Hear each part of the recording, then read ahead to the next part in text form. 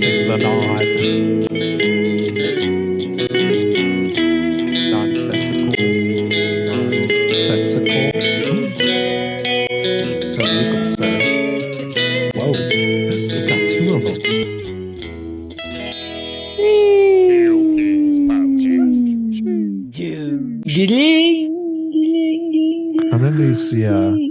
I'm gonna see your license and registration for that, sir. I'm blazed. It's a celebration. Whoa. Do you know how fast you're going? I just hit my wall really hard. It's because he's blazed, folks. Yeah, we're blazed and we're ready. We're blazed and we're lazed. We're lazed up for the end of season 2 on the Hill Kings podcast. This is a little bonus episode for your tiny little asses. Boner episode. How does it feel, nephews? You have gone through an entire 2 seasons with your favorite little uncles. Chime in. I know how it feels for us, nephews.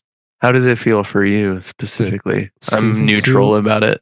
I don't had so care. much fun with season 2. Yeah, it was really good. I really enjoyed season 2. Breaking it down was so much fun. We had a bunch of we're here. Guests. We had great guests. We had great episodes. We're gonna get into all of it, but this is the first part of our little bonus series there, Crispy. And we're not here to fucking talk about King of the Hill, actually. I'm taking over. We're not here to talk about King of the Hill. We're here to do kind of a mega this week in Arlen. Something we've been freezing. God damn it. Something we've been calling Fat Tuia. It's the Fat Tua podcast. Welcome back to it. Welcome back to Fat Tua. And we're not talking about King of the Hill at all. We're only talking about what happened in between season 2 and season 3. We left on a cliffhanger, but tons of stuff entertaining happened in the world. So we're just going to fucking jump right into it. Cover it all. And this is going to be a little bit of a short little bonus sode for your tiny little boots.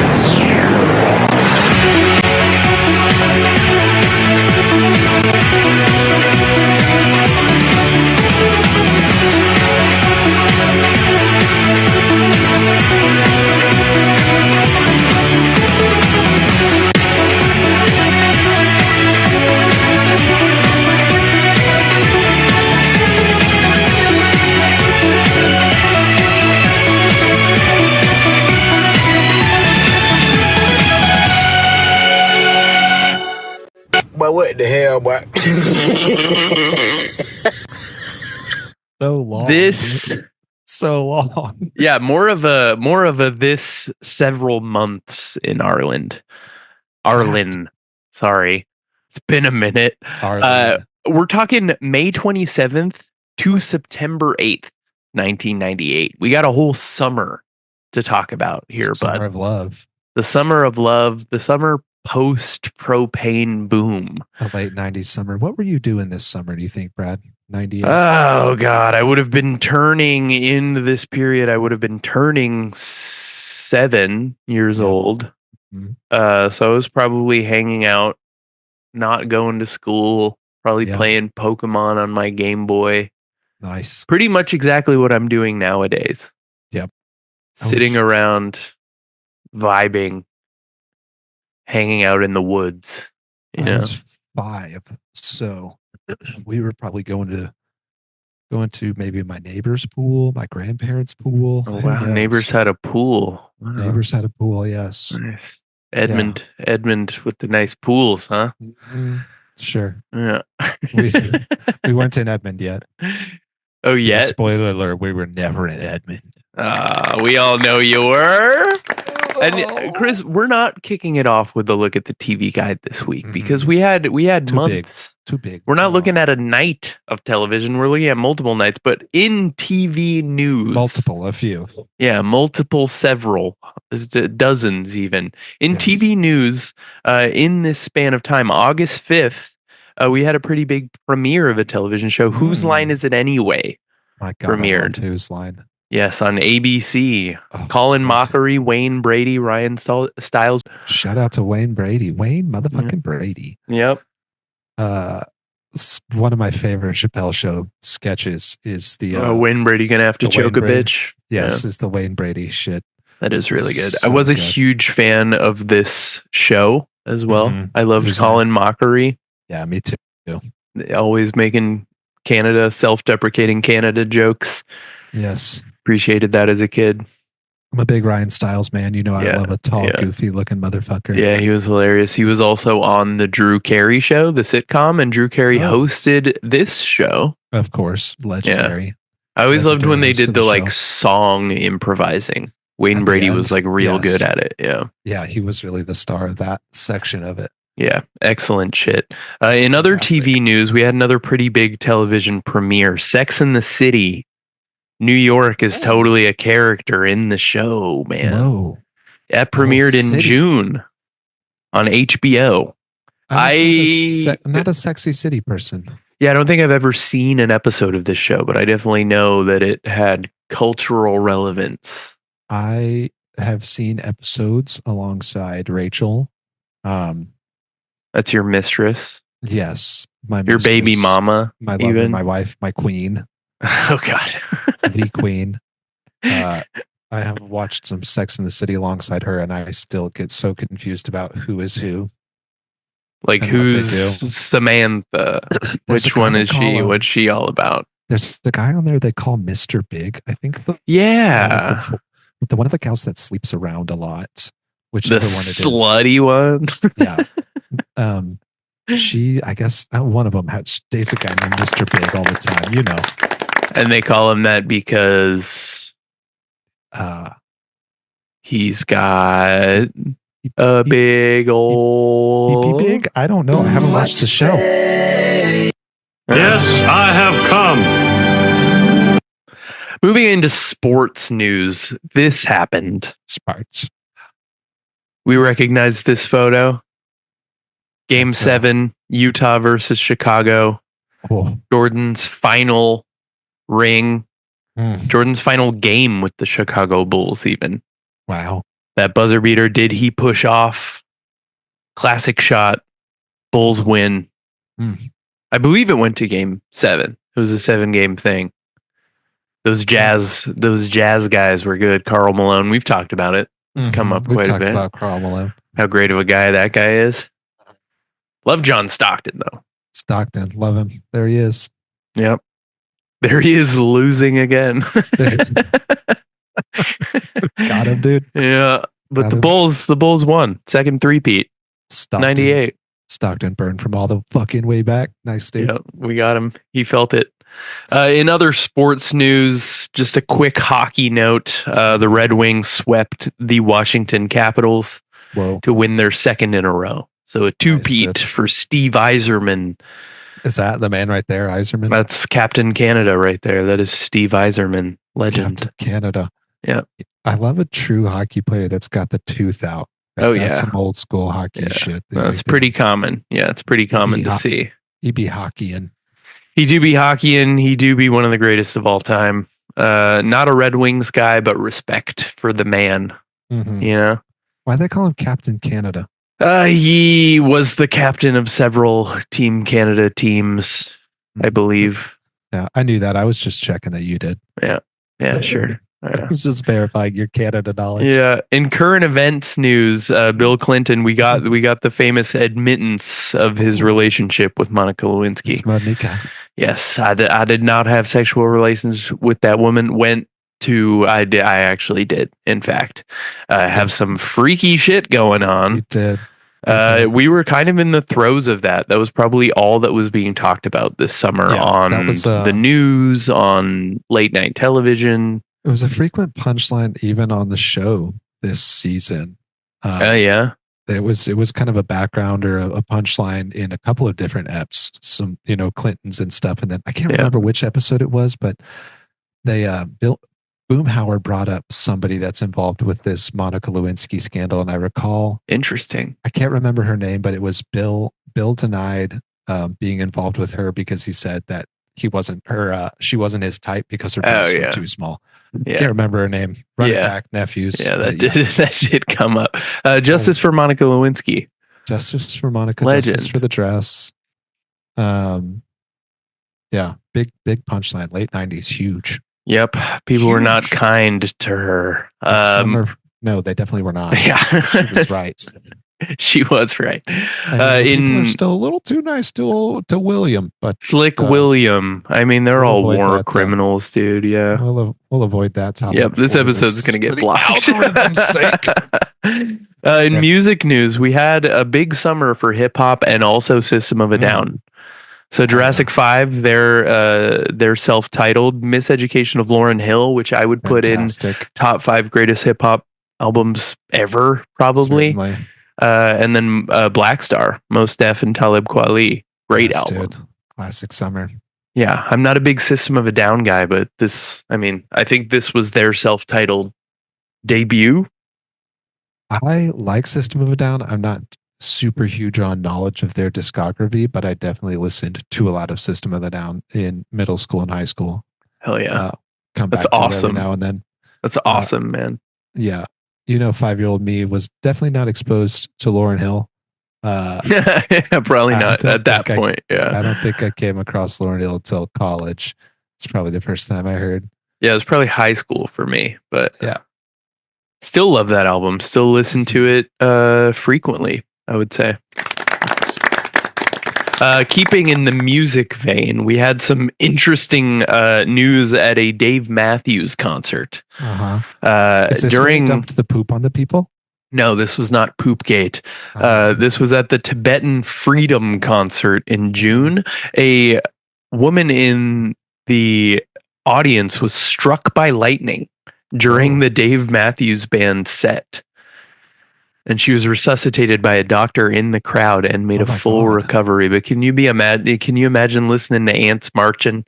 You're just having a great time at RFK Stadium in Washington, D.C. and you just get fucking struck by lightning, dude. And then you come to and they're like still playing. And Dave Matthews is just hopping around like a little goose. Wake up in the morning.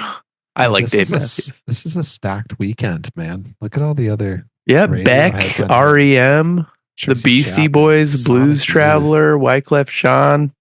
I would have gone to this. Hancock, Tribe Called Quest.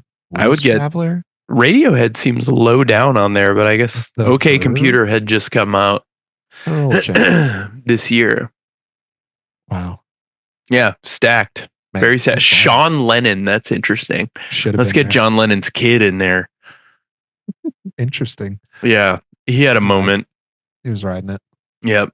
In movie news, before we get into movie releases, taking a look back, award season style, we had the MTV Movie Awards. Ooh. Yeah. Wow. Some notable winners here. Best song from a movie. Do you want to do a little peg quiz, bud? I'm not going to have these, man. That was 5. I'll give it a shot. Yeah, but you can guess. You can guess. E. 21.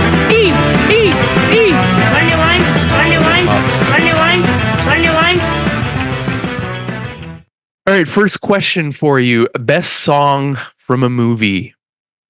I'm going to give you a few. American Werewolf in Paris, a song called Mouth by the band Bush.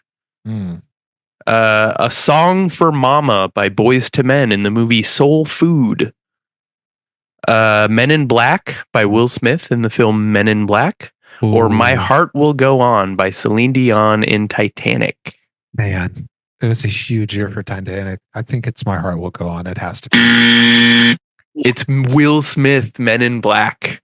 Oh. They gave it to Slick William, dude. No. Yep. My God, because I thought that was crazy too. In all of our recaps, Titanic was so big. It lived in the number 1 spot for 5 ever, dude. Keeping in that vein, best movie. Here's your options. Okay. Austin Powers, International Man of Mystery. That's it. Face Off. With John Travolta and Nick Cage. Great movie. Good Will Hunting, Men in Black, or Titanic. It's Best Picture. It's got to be Titanic. What's he going to say? Titanic. That's correct. It was Titanic. I used my context clues for the screen and I saw the award in the hands. He's cheating. Well, that didn't necessarily have to be Titanic. That could have been like James Cameron just got it for best director or something, you know? True, but you true. got it. You still got it. You still got the question. Let's go best female performance. Because I feel like male performance is too obvious. It was Leo for Titanic. Yeah. Best female performance, Kate Winslet for Titanic. Julia Roberts for My Best Friend's Wedding. Helen Hunt, As Good as It Gets, or Neve Campbell in Scream 2.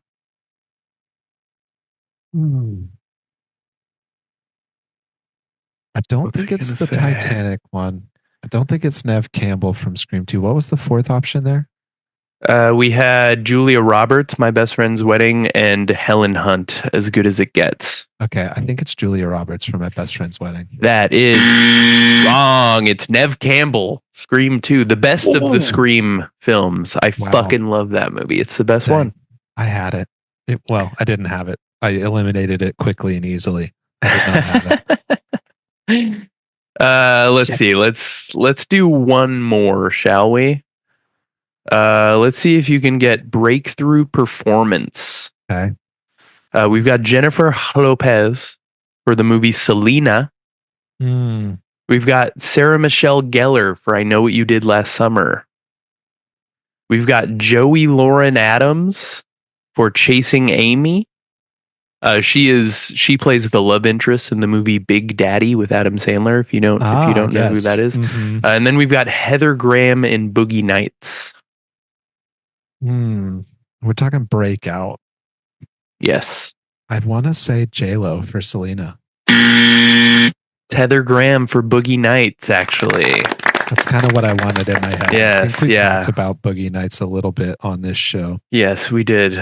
She eventually went on to play the love interest in the second Austin Powers movie, which was like, this was like her breakout role, but she never really like made it like big. Was that Dixie Normus or Lotta Vagina in Austin Powers that she played? I don't remember. I haven't seen the second one in a minute. It could have been Ivana Hump-a-Lot. I can't. Yeah, baby. They're all blurry. So that was the MTV Movie Awards. Let's move on to some movie releases. We had some big ones here. I just kind of threw them up in chronological order by release date on the screen here, Chris. Nice. Fear and Loathing in Las Vegas, The Truman Show, Can't Hardly Wait, 6 Days, 7 Nights. 6 Days, 7 Nights I only put in here because I remember my parents renting it, and it is the first time that I saw boobs in a movie. Nice, dude. Yes. The X-Files movie. How's your X-Files journey going? It's kind of halted. I think I've watched 4 episodes, but still enjoying it. I'm taking my time with it. Yeah. Not that great. I like it.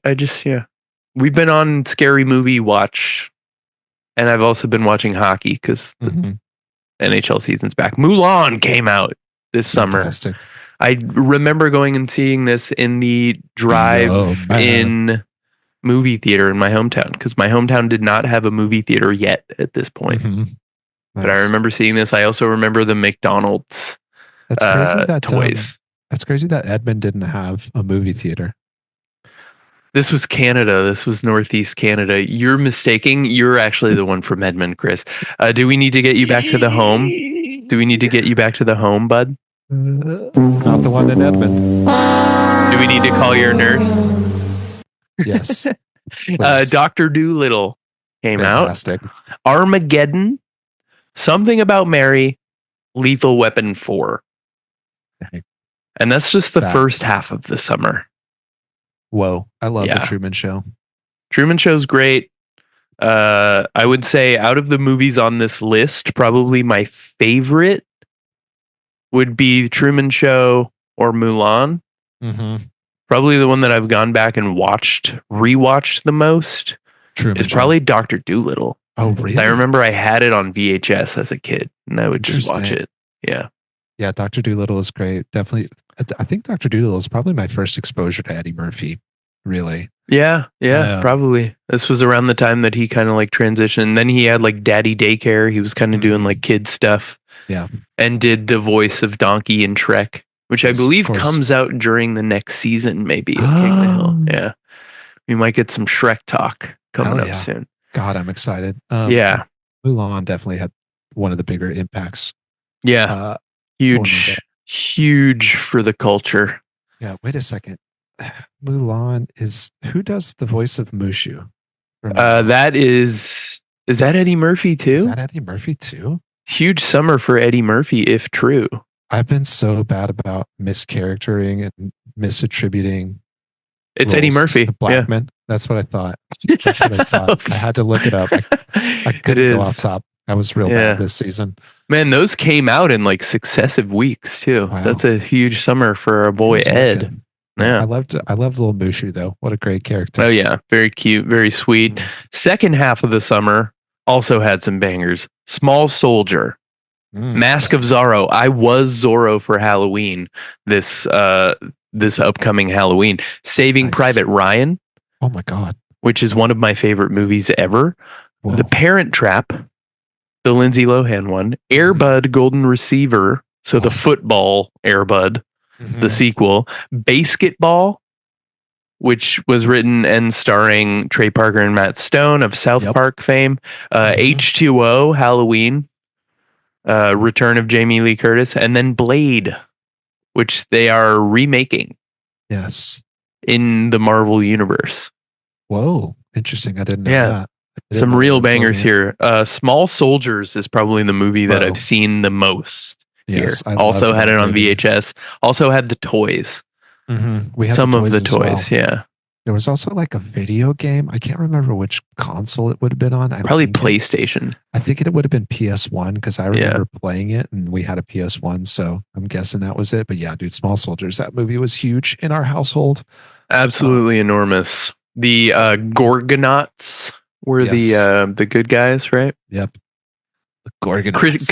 Young Kirsten Dunst was in that movie. Oh yeah. Oh yeah. Mm-hmm. Yep. She was the like friend / love interest of the protagonist in the film. Saving Private Ryan, obviously classic. Thomas Hanks. Classic movie. Matthew Damon. Yes. So good. When he's just at the end, when he's just spoilers for Saving Private Ryan, and he's just shooting his handgun at the tank, and then the fucking planes come in. So cool, so fucking cool. Yeah, it is. It is a good one. The Parent Trap is also classic. Lindsay Lohan acting her ass off in that. Yeah, playing two roles. That's a breakout movie for her. That kind of launched her career. Mm-hmm. And then this dog in Air Bud, he was huge. Yes. Basketball I just put in here because I mean obviously it didn't do well in the box office, but I remember renting the VHS for this movie as like an 8-year-old, 9-year-old, and finding it very funny, but it's just a lot of kind of dick jokes and poop humor. It's dick and ball jokes and poop humor.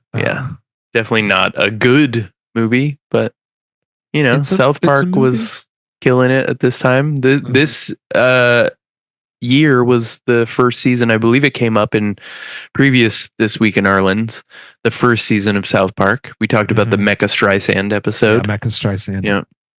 So we'll have more South Park coming up. The South Park movie should be coming up here in the next couple years. I believe that was 1999. So nice. Yeah. Moving on from film with a little bit of current events. Quebec tried to secede from Canada, and the Canadian Supreme Court ruled that they could not do that. Can't do that. And they've been trying ever since, I believe. They said, no, bud. You got to stay right there.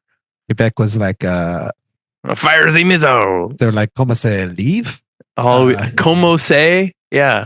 It's Frenchy Latin, right? I don't know. Not speak some French up there. No. Actually.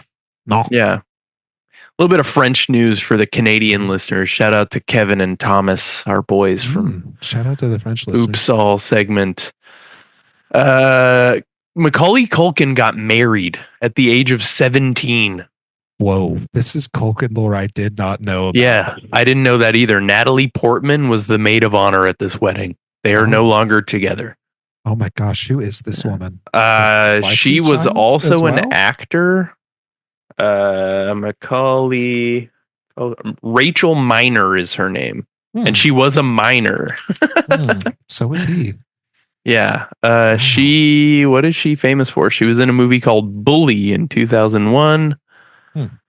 She was in a movie called Area 51. Doesn't really seem like she has been in a ton of stuff. She was in a Woody Allen film. That's not good. Yeah. That sucks for her. That does suck. Look at our man's drip, though. Yeah, he's fully steezed out. God, and then she's in crutches for some reason. What the fuck is happening? I'm so confused. I was wondering if you knew. Maybe she like busted an ankle on the dance floor, and that's what's happening. Yeah, they went too hard at their 17-year-old wedding. It's a little hard to tell from this photo because he's wearing black pants, but he has a cane also. Can you see that? He definitely has a cane. And a top hat. For the audio listeners, actually, I don't think we're going to release this on the audio feed. Gloves. Ooh. Yeah, so welcome any audio listeners who are here. This won't translate very well to audio, so exclusive alert.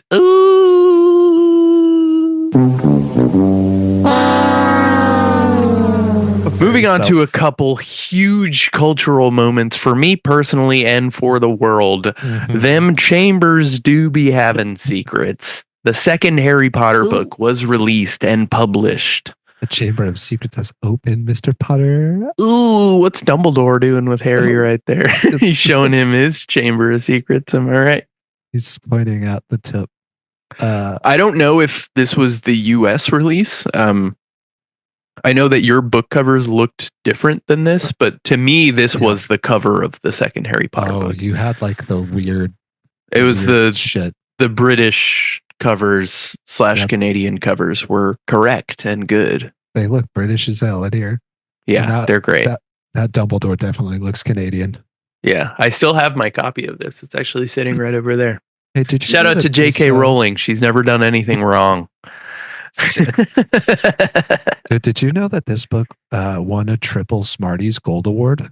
That's fucking crazy, yeah, man. Dude. Triple. Actually, I need to check and see if my copy says that on it. Hold on. Hold, please. Triple Smarties.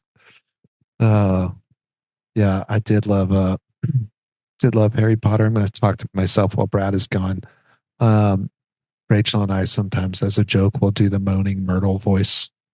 It's like, Harry. It's very fun to do. Oh, he's back. You just yapping to yourself over here? Yeah, I told the nephews how sometimes Rachel and I like to do the moaning Myrtle voice from the Harry Potter series. It's very fun. Yeah, did you do your impression? Oh my! So it doesn't say triple Smarties. I think mine was before the triple. It says 1998 Smarties Award winner, 1997 Carnegie Medal.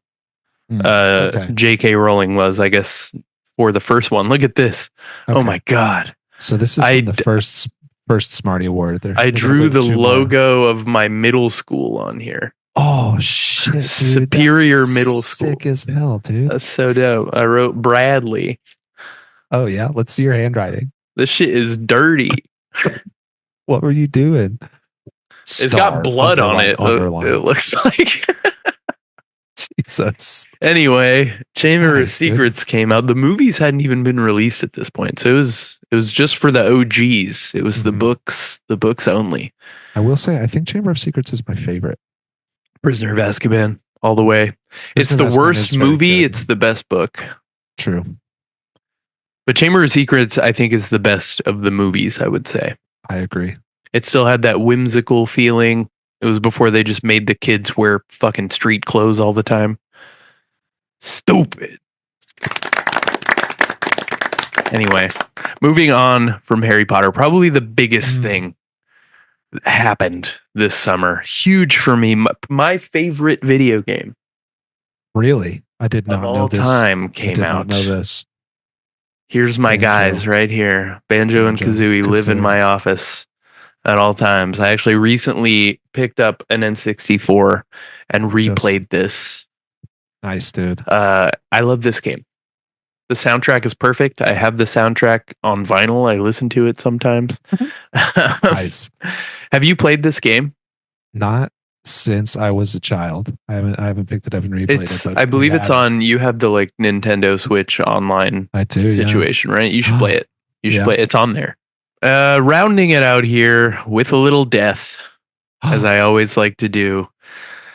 A sad note happened this summer. I constantly talk about the decline and the downfall of The Simpsons on this show.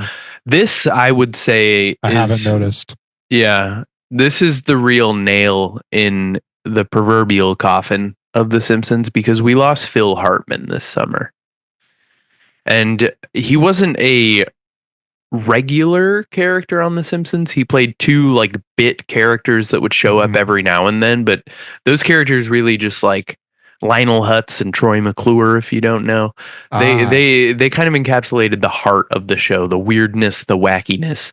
And Phil Hartman was, I'd say, an integral piece of that show without being like a recurring regular character. Yeah. This was kind of the last thing that The Simpsons lost that really took away the soul of the show. And this man was a legend, and we salute him. Actually, I'm just while you were reminiscing there, I went to go check out the page, and I guess I didn't realize he was Canadian. Oh, Phil Hartman, yeah, yeah, I'm surprised you didn't lead with that. Obviously very well known for Saturday Night Live as well. He's from Brantford, an Ontario boy. Oh, you love to see it. Yeah, Phil Hartman, an absolute classic. Wait, he was murdered? I know. I thought you were going to lead with that. I'm scrolling the IMDb as well, and he was murdered. He was shot outside of a Buca de Beppo. No way. I didn't know. How did I not know that? Phil Hartman was murdered? Who the fuck would do that? Oh, the girl. Man, I know that I always like to end this segment on a bummer, but holy shit. Oh, yeah. Come on, man. I'm legitimately sad now. Oh that'll do it.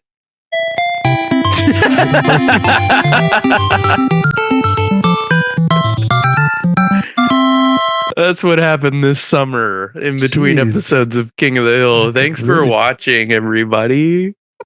Thanks for tuning in. Obviously, we're going to be back this week, actually, with a little bit of a recap statistically of the show of season 2 and leading into season 3. And then after that, we're going to be right the fuck back with season 3, y'all. So it's a good one. Stay tuned.